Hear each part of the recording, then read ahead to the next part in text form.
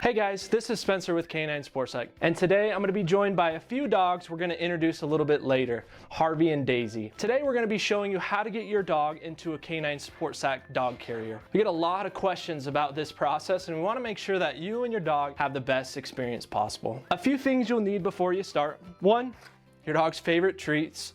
2, a calm, quiet place free of distraction.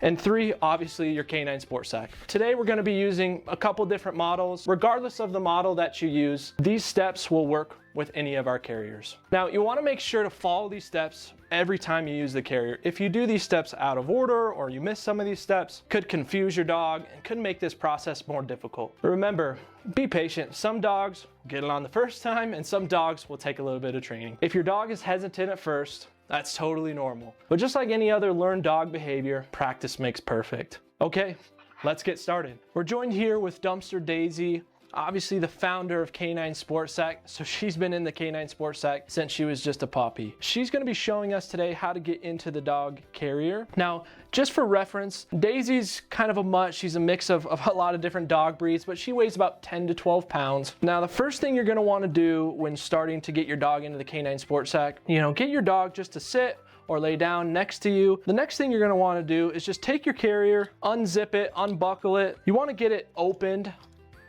and lay it out nice and flat, just like so. That way you can start to get your dog inside of the dog carrier. Now what we recommend is starting with your dog's front paws, and so that's what we're gonna do here first. You can get your dog to sit or lay down if they know that command. The other thing you do, just pick them up, place them right on the dog carrier. Once you get your dog sitting or laying down on the open carrier, the next thing you're going to want to do is just take their front paws one at a time, work them through the front arm holes on the dog carrier. Once you get your dog's front legs through the leg holes one at a time, buckle the collar enclosure around the back of the dog's neck. This will help your dog not to pull their legs back inside the carrier. The next thing you'll need to do is make sure your dog is laying down or in the sitting position. You're going to want to take their back legs and just tuck them inside the dog carrier.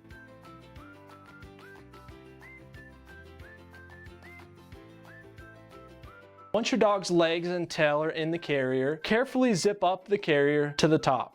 Once the carrier is zipped to the top, we recommend unclipping your collar enclosure, and if your bag has a zipper loop, we recommend threading your buckle through the zipper loop.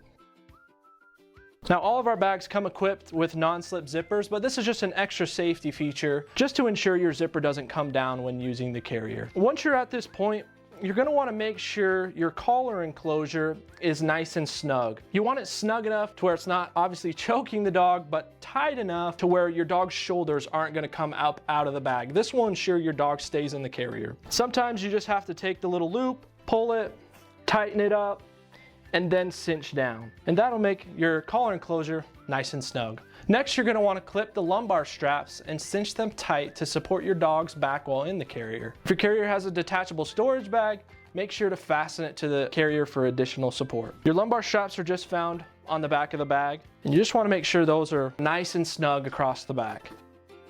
Tighten your side cinch straps. Those are located on each side of the carrier. That'll prevent your dog from leaning backwards in the carrier and just make it more comfortable for you and for your dog. Last thing we recommend doing before putting your carrier on your back is clipping your dog into the bag. Each Canine Sports Psych comes equipped with a carabiner safety clip, and you can either clip that to your dog's collar or you can move that carabiner safety clip to the back of the bag. Most models will have another loop. If your dog wears a harness, you can clip them in with a harness. Now that your dog's inside the carrier, all your straps are nice and tight and snug, your safety clips on, the last step is to get the carrier on your back. One of the things that people struggle with the most is getting their dog on their back once they have their dog in the carrier. We're gonna just show you a simple method you can use by yourself. Although there's not necessarily a perfect way to do it, we recommend this being the safest way, and we'll show you an alternative method when we work with Harvey here in just a second. So what you're going to want to do is just take your dog, set them up on some kind of a flat elevated surface. We recommend before doing this, so you have your straps all the way undone. We recommend just holding the backpack loop, and with whatever arm you're going to put through your shoulder strap, you're going to want to hold with the opposite arm, thread your arm through the shoulder strap, and simply lift up. Once you have one strap on, simply thread your arm through the other strap.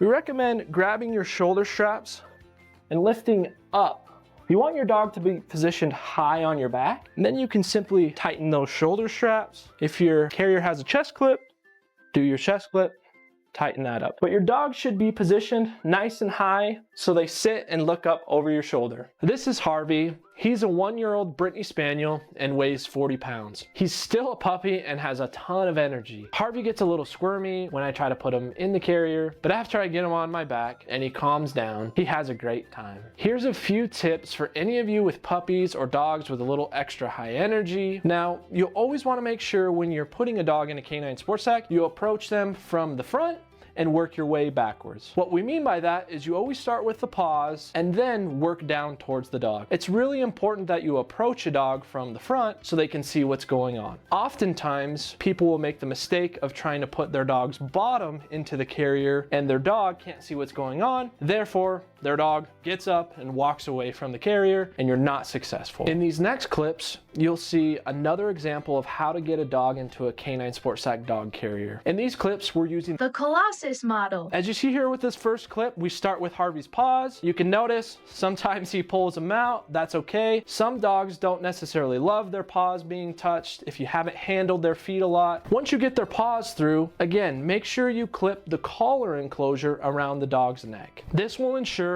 that your dog doesn't back their way out of the dog carrier. Once you get your dog's back legs and tail inside the carrier, sometimes dogs will remain standing or even stand up during that process. That's totally normal. What you're gonna wanna do is give them the sit, and sometimes you'll even need to get them to lay down inside of the bag. You'll see here with Harvey, once we get everything in the carrier, he kind of melts down into the carrier, and now we can move on to the next step. You're gonna go ahead and zip up the bag. Make sure when you're zipping up the bag, you don't zip up any of your dog's fur. Most of our bags come equipped with a fur flap. That way you don't zip your dog's fur in there. At this point, once your carrier's all the way zipped up, we recommend undoing your collar enclosure and sliding the collar enclosure buckle through the zipper loop. All of our bags come equipped with non-slip zippers, but this is another safety feature we've added to ensure the zipper doesn't come down when in use. You want that tight enough to where it's not choking your dog, but tight enough to where your dog's shoulders will not come up out of the bag when in use. Once you've done that, you're gonna wanna go ahead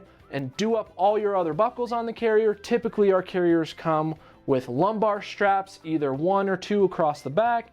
Make sure those are nice and snug. Those will support your dog's back as well as the zipper. All of our bags come equipped with a side cinch strap. You'll wanna tighten those down. Some of our carriers will come with an additional storage bag across the back of the canine sports sack.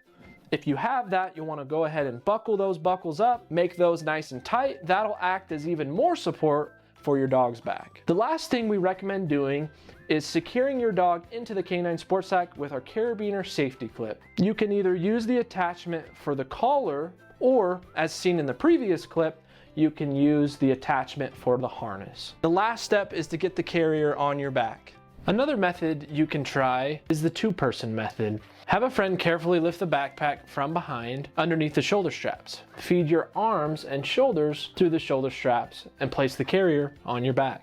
The person behind should lift the dog from the base so that it's easier to position the dog on your back. The carrier should be as high up on your back as possible. Once the carrier is in this position, tighten the shoulder straps. This is how your carrier should look while on your back. Don't panic if your dog's a little nervous the first time you try to put them in the carrier. That's totally normal. Just be patient, stay calm, give them plenty of treats, and belly scratches to help them feel comfortable and safe being around the new carrier. If you have any questions, please feel free to visit the Contact Us page on our website, and our customer service team will always be happy to help. Follow us on social media to stay updated on all things canine sports sack. And again, practice makes perfect. The more you use the carrier, the smoother the process will be for you and your dog. And pretty soon, they'll be begging you for a ride because they know how fun it is to be inside of a canine sports sack dog carrier.